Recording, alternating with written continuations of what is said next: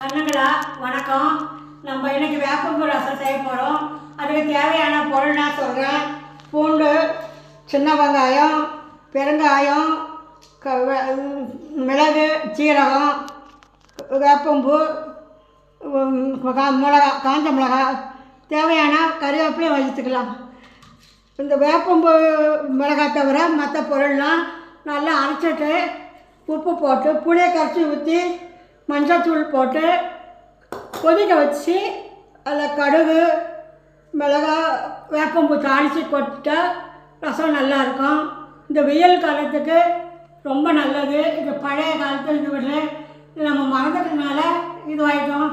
வேப்பம்பூ ரசம் செய்து சாப்பிட்டா பித்தம் மயக்கம்லாம் வராது. அதனால் மாதத்தில் 2 நாள் இல்லை 3 நாள் கூட செய்து சாப்பிட்லாம். ரொம்ப நல்லது. இந்த வெயில் காலத்துக்கு ரொம்ப நல்லது இது.